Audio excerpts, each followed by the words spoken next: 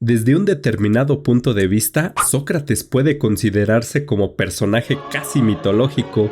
De hecho, lo que conocemos de su vida y de su aportación a la filosofía se ha reconstruido exclusivamente gracias a las obras de otros autores, ya que, en línea con su idea de búsqueda continua e incesante, optó expresamente por una filosofía oral, con el propósito de huir del peligro que conlleva fijar en un escrito de una vez por todas los resultados de una investigación, de una reflexión. En consecuencia, sobre su vida tan solo tenemos algunos datos esenciales, obtenidos sobre todo a partir de los testimonios de Aristófanes, Platón y Jenofonte, un comediógrafo, un filósofo y un historiador. ¿Listos para el debraye? Aristófanes. La comedia de Aristófanes, Las nubes, constituye la fuente más antigua sobre Sócrates. En esta obra, que escribió a los 22 años y redactó en su forma definitiva entre el 421 a.C. y el 418 a.C., el conservador Aristófanes se mofa con su sátira punzante tanto del nuevo rumbo político de la democracia ateniense como, y sobre todo, del transformado clima cultural y educativo de la ciudad. Los protagonistas de dicha comedia son Strepsiades y su hijo Fidípides, quienes, perseguidos por los acreedores, esperan aprender de Sócrates el arte de la capciosidad dialéctica para lograr defenderse de las acusaciones. Se trata de una comedia amarga, de la que se desprende un retrato muy crítico hacia el filósofo. Es especialmente célebre el episodio en que Strepsiades encuentra a Sócrates metido en un canasto, su lugar de retiro, alzado sobre el suelo, sumido en la reflexión sobre las cosas más extravagantes. También aparece una referencia a esta obra de Aristófanes dentro de la Apología de Platón, donde Sócrates, en su discurso de defensa, arremete contra quienes han convencido a los ciudadanos atenienses de cosas absolutamente falsas, que hay un cierto Sócrates sabio que se ocupa de las cosas celestes, que investiga todo lo que hay bajo la tierra y que hace más fuerte el argumento más débil. El nombre de Aristófanes no se menciona, pero el personaje Sócrates se refiere claramente al texto Las nubes, haciendo referencia más adelante a cierto comediógrafo. ¿Pero qué información se puede extraer de la comedia de Aristófanes? En primer lugar, consideraciones de índole histórica. En los años 424 a 423 a.C., periodo del primer borrador de la comedia que aún no se ha encontrado, Sócrates debía de ser ya un personaje destacado en Atenas para que Aristófanes decidiera darle un papel central dentro de su comedia, aunque fuese uno denigrante. En segundo lugar, es posible extraer algunos detalles tanto de la personalidad de Sócrates como de las primeras fases de su reflexión filosófica. En el texto de Aristófanes, aquel ya presenta, aunque solo de forma implícita, su típica manera de filosofar que volvemos a encontrar más adelante en los diálogos platónicos y que lo caracterizan, es decir, el hacerse preguntas, el poner a prueba la fecundidad de su interlocutor, el empleo del arte de la mayéutica, o sea, la técnica de hacer aflorar la verdad latente en cada uno de nosotros. Por el modo en que Aristófanes describe a Sócrates, no se puede excluir la posibilidad de que al comediógrafo y a sus conciudadanos la actitud socrática les pareciese, sobre todo en sus comienzos, extravagante y excéntrica.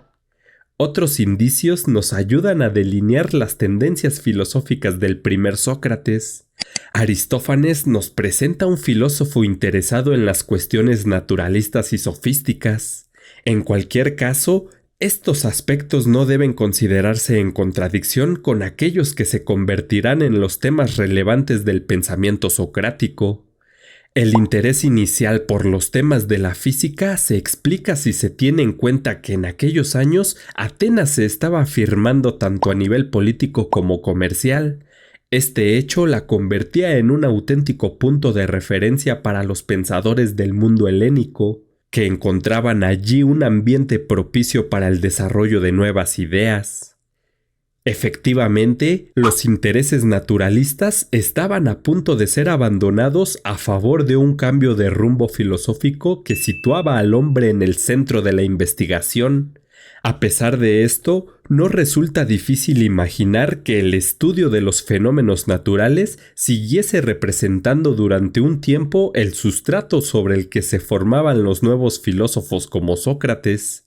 Sin embargo, la principal acusación que Aristófanes le lanzaba a Sócrates era la de ser el peor de los sofistas e interesarse exclusivamente en elaborar discursos engañosos. Que Sócrates esté en deuda en diversos aspectos con la tradición sofística es innegable, aunque como veremos a continuación, su gran mérito reside en ir un paso más allá. Platón. Desde un punto de vista cronológico, los diálogos de Platón representan la segunda fuente después de la obra de Aristófanes que nos ofrece información sobre la vida y el pensamiento de Sócrates.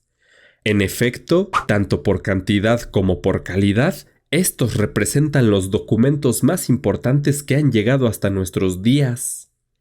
Platón, discípulo directo de Sócrates, convierte al maestro en el protagonista indiscutible de la mayoría de sus textos, describiéndolo como un hombre sabio, justo, el mejor de los educadores y un guía moral. A la hora de valorar la obra platónica, resulta sin embargo necesario tener en cuenta la distinción entre el Sócrates histórico y el Sócrates platónico. De hecho, mientras que en los diálogos juveniles, Platón muy probablemente describe de forma fiel la figura del maestro, en los diálogos de la madurez, este se transforma casi en un alter ego del propio Platón, a través del cual este último expresa su propio pensamiento. Los textos de Platón que nos han llegado son la Apología de Sócrates, es decir, el relato que presenta la defensa del maestro durante su proceso, 34 diálogos y algunas cartas. A continuación, analizamos los 3 periodos de la producción platónica, centrándonos sobre todo en los diálogos, que nos resultarán de mayor utilidad en la reconstrucción del pensamiento socrático. Además de la Apología, que es el primer texto platónico, los diálogos, atribuidos de forma fidedigna a Platón, que tienen como protagonista al Sócrates histórico son Critón, Eutifrón, Ión, Cármides, Laques, Lisis, Hipias Mayor, Hipias Menor, Gorgias y Protágoras. Estos diálogos juveniles o socráticos son también definidos como aporéticos, del término griego aporía, que significa calle sin salida, dificultad, incertidumbre. En efecto, en todos ellos el debate entre los interlocutores no conduce a ninguna solución definitiva respecto al tema discutido en cada caso. Entre los diálogos de la madurez encontramos el Fedón o el Banquete, que nos ofrecen otra información muy útil sobre el personaje de Sócrates y su método de investigación. En ellos, en cambio, Platón ya se ha distanciado de las enseñanzas del maestro y es preciso distinguir las posiciones típicamente socráticas frente a las platónicas, como las teorías de las ideas y de la reminiscencia, por ejemplo.